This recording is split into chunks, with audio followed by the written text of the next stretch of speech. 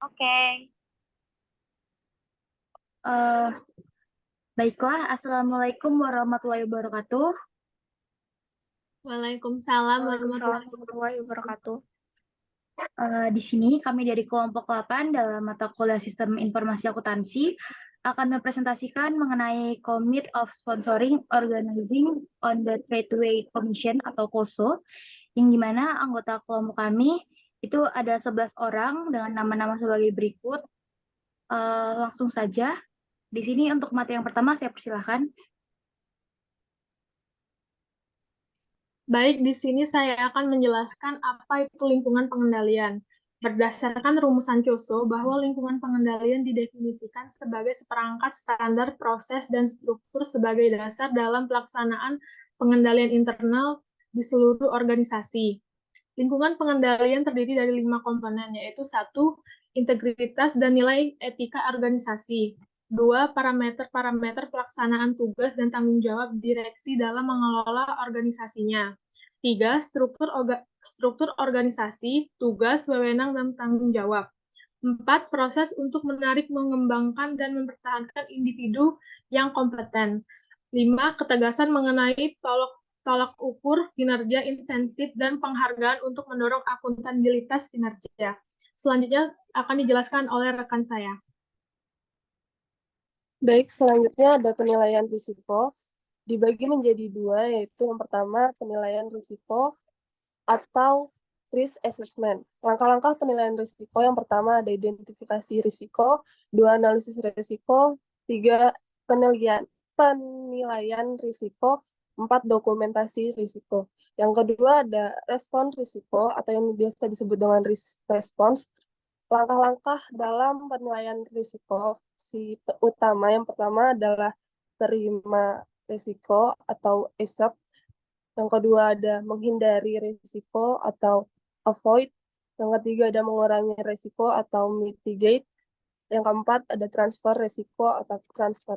Selanjutnya akan dilanjutkan oleh rekan saya.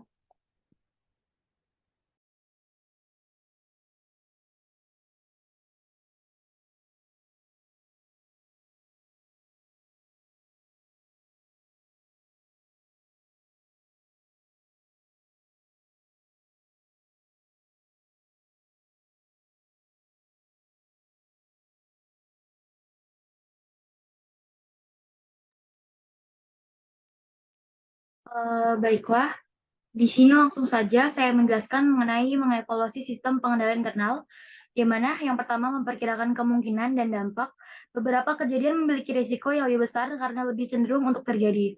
Lalu yang kedua, mengidentifikasi pengendalian, di mana manajemen harus mengidentifikasi pengendalian yang melindungi perusahaan dari setiap kejadian. Lalu yang selanjutnya adalah memperkirakan biaya dan manfaat. Tujuan dari perencanaan sebuah sistem pengendalian internal adalah untuk memberikan jaminan memadai bahwa kejadian tidak terjadi.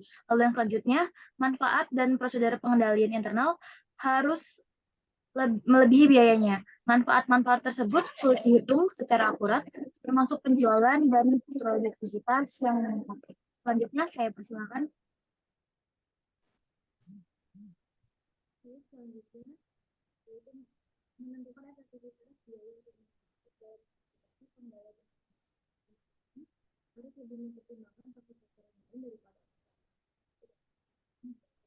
dan terakhir menentukan pengendalian membagi atau menghindari efektif harus dilakukan untuk mengurangi risiko. Risiko yang tidak dikurangi harus diterima dibagi atau bisa saya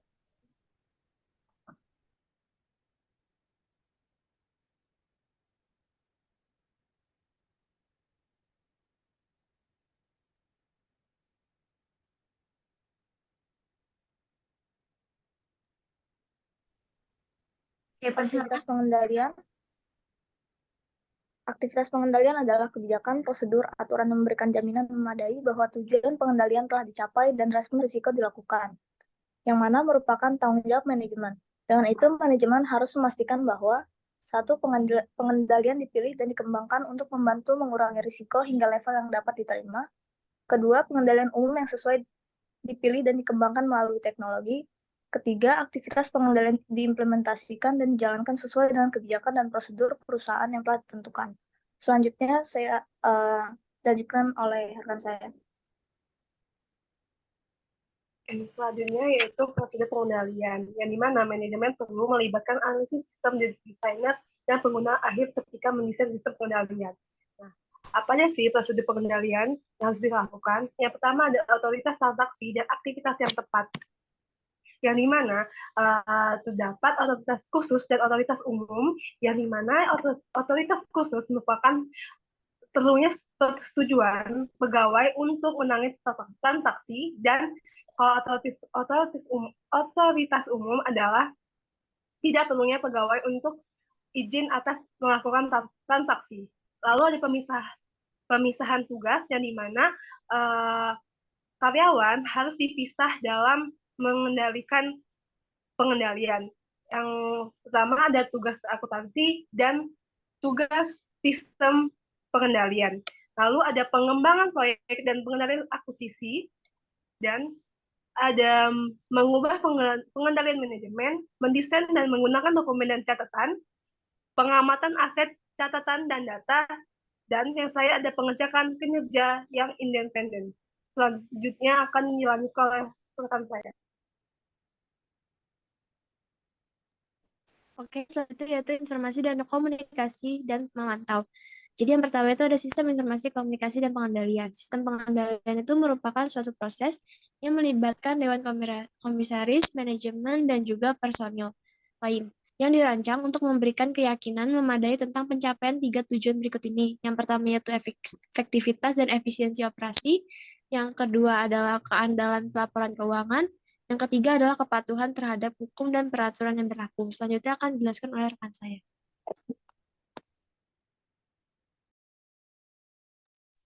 Oke, selanjutnya saya akan menjelaskan tentang aktivitas pengendalian. Apa sih aktivitas pengendalian itu? Jadi aktivitas pengendalian itu dalam sistem informasi akuntansi merujuk pada kebijakan, prosedur, dan aturan yang diterapkan oleh perusahaan untuk memastikan bahwa tujuan pengendalian telah tercapai dan respon risiko yang dilakukan itu berjalan dengan baik. Nah, ada pun hal-hal yang perlu diperhatikan dalam aktivitas pengendalian ini, yaitu yang pertama, otoritas transaksi dan aktivitas yang layak, yang kedua pemisahan tugas, yang ketiga pengembangan proyek dan pengendalian akuisisi, yang selanjutnya itu mengubah pengendalian manajemen. Nah, selain itu, aktivitas pengendalian juga bertujuan untuk memastikan bahwa aktivitas yang dilaksanakan dengan efisien, sesuai dengan tujuan manajemen dan peraturan pemerintah. Dengan menerapkan kebijakan prosedur dan aturan tersebut, perusahaan dapat memastikan bahwa aktivitas dilaksanakan dengan efisien, sesuai dengan tujuan manajemen dan peraturan pemerintah. Untuk materi selanjutnya akan dijelaskan oleh rekan saya.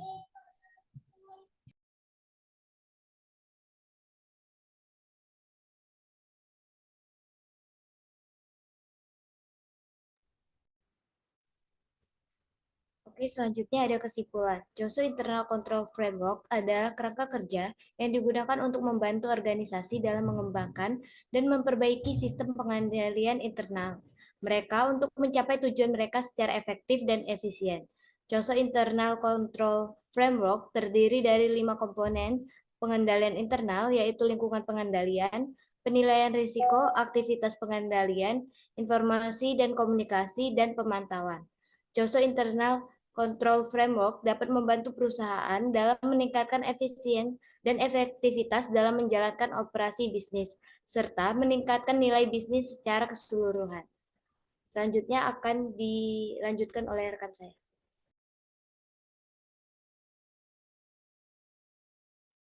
Oke, di sini saya akan menyampaikan studi kasus, yaitu analisis sistem pengendalian internal pengiriman barang pada perusahaan jasa ekspedisi.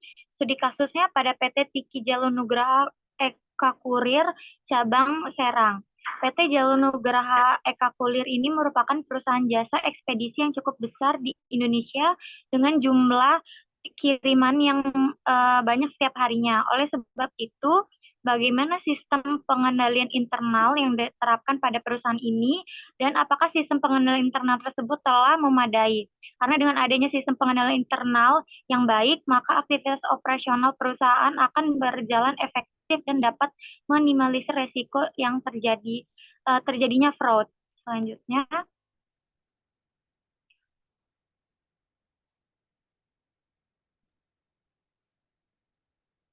pada PT Tiki Jalur Nugraha Eka Kulir cabang Serang ini sudah terdapat kebijakan yang mengatur secara keseluruhan. Peraturan ini sudah ada secara rinci mengukur apa yang boleh dan tidak boleh dilakukan oleh karyawan. Selain itu, setiap jabatan pada PT Tiki Jalur Nugraha Eka Kulir ini secara rinci telah dijelaskan dalam job description terkait wewenang, tanggung jawab, serta kedudukan dalam struktur organisasi. Berdasarkan hasil kasus dari PT Tiki Jalur Nugraha Eka Kulir ini, sistem pengandalian internal dapat ditarik kesimpulan bahwa sistem pengandalian internal ini yang diterapkan oleh PT Tiki Jalur Nugraha Eka Kulir cabang Serang sudah cukup baik. Selanjutnya akan dilanjutkan oleh rekan saya. Selanjutnya adalah saran kasus. Perusahaan perlu memperhatikan penggunaan COSO, Internal Control Framework, yang tepat untuk memahami kinerja keuangan mereka. Perusahaan juga perlu memastikan bahwa data yang digunakan dalam analisis keuangan mereka akurat dan dapat dipercaya, dan mempertimbangkan dampak sosial dan lingkungan dari kegiatan bisnis mereka. Dengan demikian, perusahaan dapat membangun reputasi yang baik dan memperoleh keuntungan yang berkelanjutan secara etis dan bertanggung jawab. Baiklah, demikian adalah presentasi mengenai KOSO dari kelompok kami. Mohon maaf jika ada kesalahan kata atau hal-hal yang kurang berkenan. Kami ucapkan terima kasih. Assalamualaikum warahmatullahi wabarakatuh. Assalamualaikum warahmatullahi wabarakatuh.